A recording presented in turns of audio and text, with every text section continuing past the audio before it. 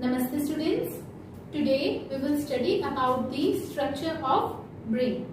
So all of you have studied earlier that brain, it is a part of central neural system or central nervous system, and brain, it is known as the central information processing organ. What it is known as? Central information processing organ, because it command and control all the body activities. So it also form the command and control system of our body. Following are the functions of brain. In your class 10th, in the chapter control and coordination, you have studied about the functions of brain and different parts of brain. So first of all, let's study about the function of brain. Brain, it acts as the control and command system of our body. It controls all the voluntary movements of our body. What are voluntary movements? The movement which take place with the help of skeletal muscles are known as voluntary movement. So all the voluntary movement, like movement of your hand, movement of your leg, they are controlled by the brain. Second, it helps to maintain the balance of our body. You can move straight, you can sit straight because of your brain. Next, function of all vital involuntary organs of our body, that is also controlled by brain. What are involuntary actions which are not controlled by the will of person? For example, movement of your lungs, movement of your heart, kidney functioning, they are not controlled by your will. So they are the involuntary movement. But these involuntary movement, they are controlled by the brain. So it means that the voluntary and involuntary movement, they are controlled by our brain. Then next is thermoregulation, means maintaining the body temperature, homeostasis, hunger, thirst, and circadian rhythm of our body. Circadian rhythm means maintaining day and night cycle, sleep-wake cycle, that is also controlled by our brain. Then next is activities of several endocrine glands are also controlled by our brain. Our behavior, that fear, anger, etc., they are all controlled by our brain. Then next, last function is that it is a site of processing of vision, hearing, speech, memory, intelligence, emotion, thoughts. All the functions, they are controlled by our brain. That's why it is known as the central information processing organ or control and command system of our body. Now let's study about the structure of human brain. Human brain, as it is the most important part of our body. So the brain, it is protected by a hard protective covering which is made up of bone known as skull. So human skull, it is also known as cranium. You have studied in the chapter skeletal system. So human skull or cranium, which is made up of cranium bones. How many cranial bones are present in the skull? Yes, 8. Cranium, it forms hard protective outer covering of the brain, which protect the brain from the shock and injury. Now, inside the skull, what is present? Brain. The brain, it has the outer covering which is known as cerebral meninges. So 3 layers are present outside the brain which are known as the cerebral meninges. These are outermost, which is in contact with the skull, that is known as dura mater. Middle layer is known as arachnoid membrane, and the inner layer which is in contact with the brain, that is known as the pia mater. Okay, dura mater, arachnoid membrane, pia mater.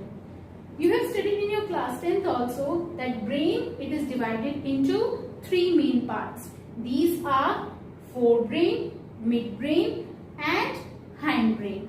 So let's discuss about the parts of brain in detail. Now we will discuss about forebrain. Forebrain, it consists of 3 parts, that is cerebrum, thalamus and hypothalamus.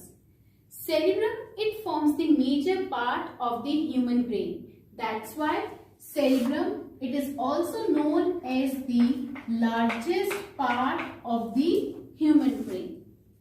The cerebrum, it is divided into two cerebral hemispheres by a deep cleft into right and left cerebral hemisphere. So, a deep cleft, it divides longitudinally. Longitudinally means from top to bottom. So, it divides longitudinally into two halves, that is the right and left cerebral hemisphere. These cerebral hemisphere, they are covered on outer side by a layer of cell. You can see these two cerebral hemisphere, they are covered on outer side by a layer of cell known as cerebral cortex. And this cerebral cortex layer, it has a prominent folds. You can see folds are present. So prominent folds which you see in the outer part of the brain that are formed by the cerebral cortex. Both the cerebral hemisphere, right and left, they are connected with each other by a tract of nerve fiber known as corpus callosum. So corpus callosum, it helps to connect both the hemisphere. All of you have seen the walnut. The walnut, it consists of two parts, and both the parts, they are connected with each other. So you can compare the central portion which connect both the parts with the corpus callosum and two parts with the right and left cerebral hemisphere, and folds are present on the surface of walnut. So you can compare those folds with the cerebral cortex folds. Okay, I hope now it's clear to everyone. Now, the cerebral cortex, we know that it is a layer of cells which covers the cerebral hemisphere. This cerebral cortex layer, first of all, it has prominent fold. Second thing is, this cerebral cortex, it consists of cell bodies of neuron. So, cell bodies, I hope all of you remember the structure of neuron. So, the cell bodies of neuron, they are embedded in the cerebral cortex layer. And these neurons, their cell body, they give grayish appearance or grayish color to the cerebral cortex layer. So, that's why this cerebral cortex layer, it forms the grey matter, because it has grayish color because of the presence of the cell bodies of neuron. And this cerebral cortex region, it contains motor areas, sensory area and association areas. And these association areas, they are responsible for complex functions like intersensory association, memory and communication. I hope it's clear to everyone. Now let's move to the inner part of the cerebral hemisphere. As I told you earlier that the cell bodies of neuron, they are embedded in the cerebral cortex layer. So, the fibers of tract, they are covered, the fibers of tract, they are present in the inner part of the cerebral hemisphere. Means axon.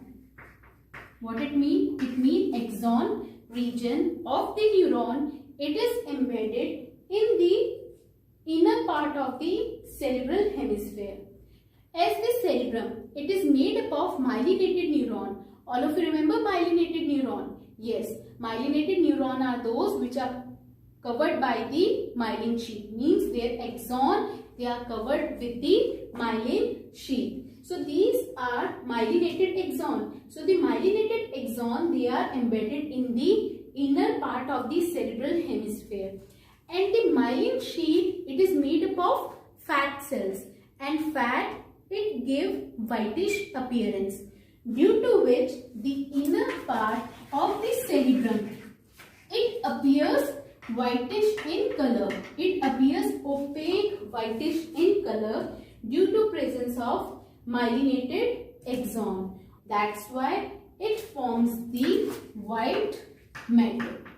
Okay, so two types of matter are present in the cerebrum, that is the white matter and grey matter. So what is the difference between the white matter and grey matter? Grey matter, it is present in the cerebral cortex region, whereas white matter, it is present in the inner part of cerebral hemisphere. Grey matter, it is formed by the cell bodies of the neuron, whereas white matter is formed by the myelinated axon of the neuron. Grey matter, it has greyish appearance, whereas white matter, it has opaque white appearance. After cerebrum, next part is thalamus. As the cerebrum, it is the largest part of the human brain. It wraps around the structure known as thalamus. And thalamus, it is a major coordinating center for sensory and motor signaling. Okay, now the third part of the forebrain is hypothalamus. Hypothalamus, it is a very important part of the human brain. What is the location of hypothalamus? Base of thalamus. That's why it is known as hypothalamus. Hypo means below. Below. Hypo means below. Below the thalamus, that's why it is known as hypothalamus.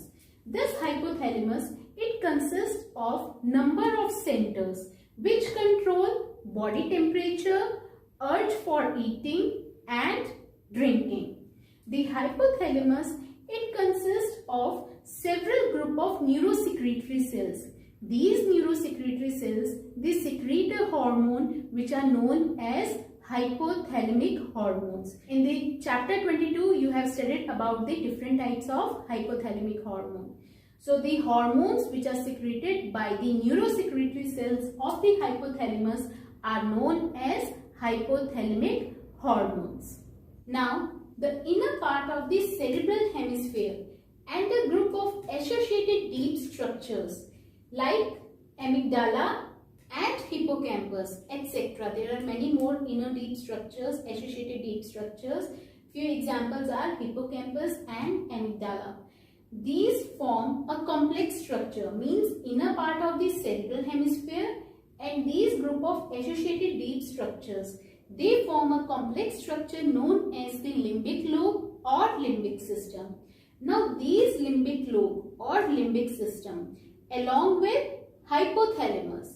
Okay, so limbic lobe or limbic system along with hypothalamus, they are involved in different activities, or you can say they are involved in different functions like regulation of sexual behavior, expression of emotional reactions like anger, fear, rage and excitement, many more. So all the emotional behaviors, they are controlled by the limbic lobe and hypothalamus, and they are also involved in motivation, internal motivation, that is also associated with your limbic lobe and hypothalamus. Now the next part of human brain is midbrain.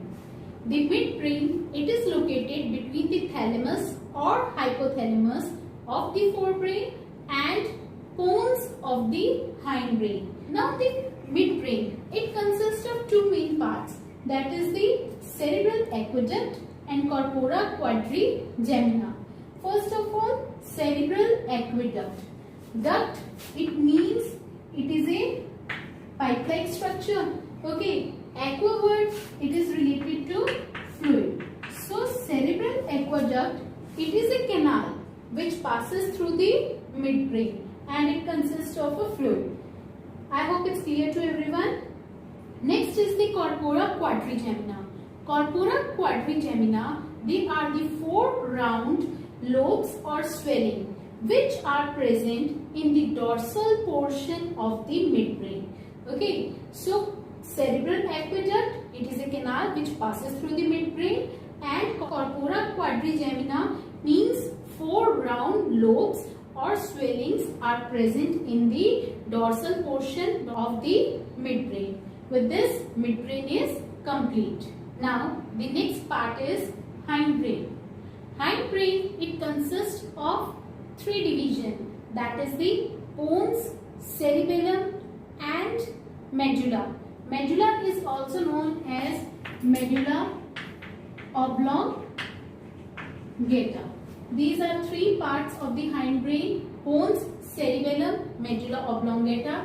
After cerebrum, the second largest part of the brain is cerebellum. First of all, pons. Pons, it consists of fiber tract, means thread-like structures are present. It consists of fiber tract which connect different regions of the brain. So different parts of the brain, they are interconnected with each other with the help of fiber tracts which are formed by the pons. Cerebellum, it is the second largest part of the human brain and it has a convoluted surface.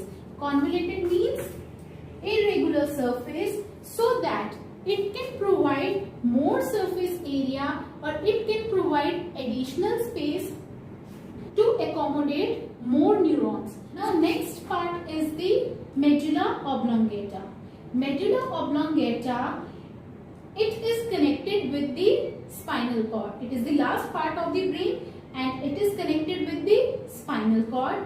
This medulla oblongata, it contains centers for the different involuntary actions like respiration, gastric secretion, cardiovascular reflexes. Okay, so this was about the medulla, cerebellum and pons. Midbrain, pons and medulla oblongata, they together form the brain stem. What they form? Brain stem, it is formed by the midbrain, medulla and pons. With this, structure of human brain is complete. Thank you everyone.